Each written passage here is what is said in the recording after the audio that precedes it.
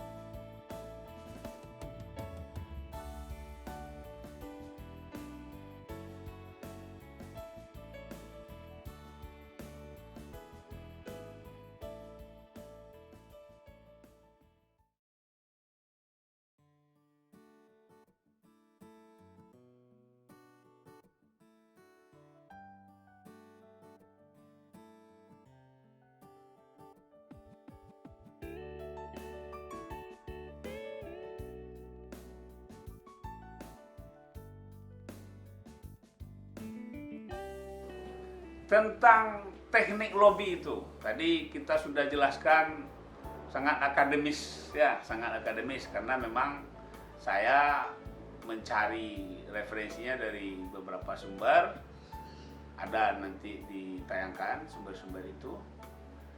Nah sekarang dalam pengalaman ini, dalam pengalaman saya sebagai dulu pernah menjadi aktivis juga waktu tahun 87, 88, dan 89 di kampus IKIP Padang, sekarang namanya Universitas Negeri Padang, pernah melakukan mempraktekkan lobi-lobi ini. Lalu dalam karir juga, apalagi sekarang sebagai pemimpin redaksi Minang 1, maka teknik lobi ini harus sadar atau tidak sadar sudah saya perankan. Di luar hal-hal yang sifatnya teknis tadi itu, maka ada tip-tip khusus ya, yang menurut saya ini penting. Yang pertama, dalam melobi maka gunakanlah bahasa orang yang ingin kita lobby. Nah, misalnya gini, saya adalah wartawan. Wartawan punya bahasa sendiri, ya kan? Saya ingin melobi seorang pengusaha. Nah, di dalam mindset seorang wartawan, jelas dalam benaknya itu adalah bagaimana mengejar deadline, bagaimana menulis berita atau mengedit berita, membuat video dan segala macam sampai dia dipublikasi. Itu dalam mindsetnya si wartawan. Tetapi dalam mindsetnya seorang pengusaha, bagaimana dia berproduksi, apakah itu barang dan jasa, bagaimana dia memasarkannya sehingga menghasilkan duit. Nah, ini kan dua mindset yang berbeda ini. Nah, ketika saya memerlukan lobbying terhadap seorang pengusaha, saya harus berpikir memosisikan diri saya sebagai pengusaha itu. Nah, karena itu saya harus menggunakan bahasa si pengusaha. Apa bahasanya? Ya bahasanya untung rugi gitu. Jadi saya bicara tentang untung rugi dan saya akan lebih banyak mendorong bagaimana kalau ini dilakukan maka keuntungan akan lebih banyak pada sang pengusaha itu. Jadi yang pertama, gunakan bahasa orang yang kita akan lobby. Lalu yang kedua, apa yang kedua yang pengalaman saya dalam teknik melobi ini adalah berbicara yang enak untuk dia, ya. Kalau dalam istilah Minangnya, mangece nan kalama diurang, makan dan kelama di awak. Nah, itu ini kan istilahnya, ada istilah Minang ini, tapi saya yakin sudah paham itu. Jangan sekali-sekali mangece yang kelama di awak saja, gitu kan.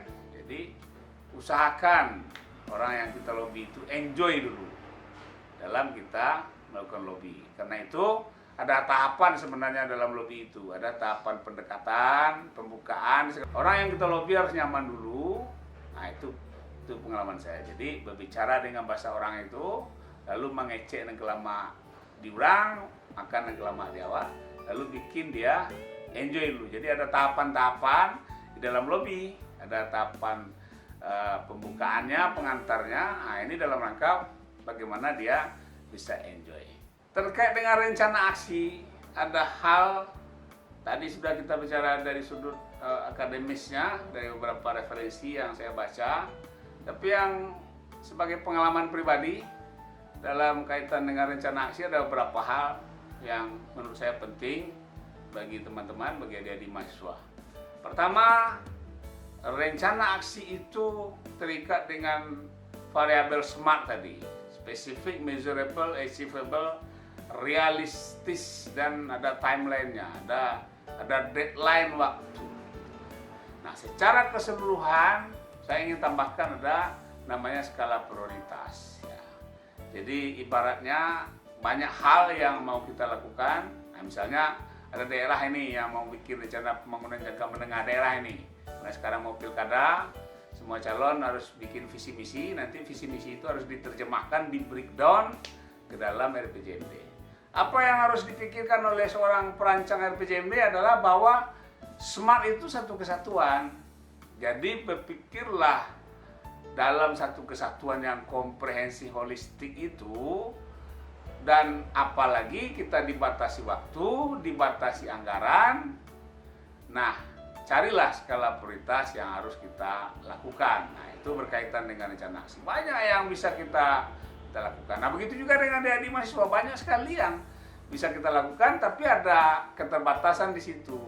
Ada keterbatasan anggaran, ada keterbatasan waktu, ada keterbatasan regulasi dan segala macam yang menghambat gitu ya. Oleh karena itu, Anda harus masukkan itu dalam sebuah perencanaan, sebuah rencana aksi. Jangan sampai Anda membuat rencana tetapi tidak terlaksana karena terbentur oleh ketiadaan dana, terbentur oleh regulasi-regulasi yang ada di situ. Anda tidak boleh datang unjuk rasa dan segala macam misalnya, atau terbentur oleh hal-hal yang lain. Karena itu, Anda harus tambahkan pemikiran rencana aksi itu dengan yang saya sebutkan tadi.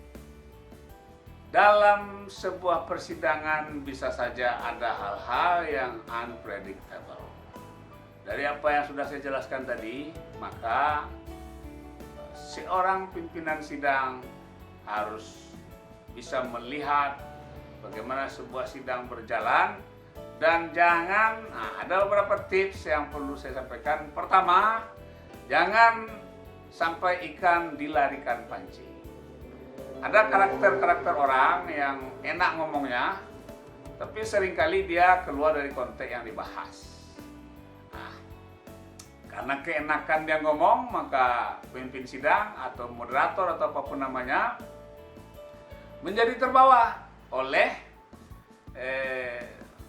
pembicaraan dari peserta sidang itu. Nah, ini yang harus hati-hati. Jangan sampai ikan terbawa pancing. Lalu yang kedua, persidangan itu wajib hukumnya harus punya keputusan. Jangan sampai ada sidang tanpa keputusan. Deadlock pun misalnya itu adalah keputusan. Misalnya buntu sidang, nah kebuntuan itu juga adalah keputusan yang harus kita sepakati juga. Bahwa sidang tentang ini deadlock. Nah, ini menjadi keputusan sidang. Jadi deadlock itu juga adalah keputusan. Yang ingin saya katakan adalah bahwa jangan sampai ada sebuah sidang itu tanpa keputusan. Artinya kalau tanpa keputusan, minyak habis, samba tak lama. Nah, itu udah tip tambahan tentang persidangan. Oke. Berbicara tentang teknik lobby, berbicara tentang rencana aksi, berbicara tentang persidangan, ini adalah 3 hal yang sebenarnya bisa dibahas parsial. Tapi karena tema ini dijadikan satu, maka ini bisa kita lihat dalam perspektif yang satu. Misalnya, kita awali dengan rencana aksi, kita ingin melakukan seperti contoh yang tadi sudah saya sampaikan pada video sebelumnya. Kita ingin melakukan rencana aksi, kampanye atau edukasi kepada masyarakat supaya menaati protokol kesehatan terkait dengan kewaspadaan terhadap pandemi COVID-19. Itu rencana aksinya. Maka dalam rencana aksi sudah disusun seperti teknik-teknik tadi. Nah, lalu untuk melaksanakan rencana aksi itu tentu perlu kita lakukan rapat-rapatnya, sidang-sidangnya. Nah, maka kita bisa gunakan teknik persidangan seperti tadi.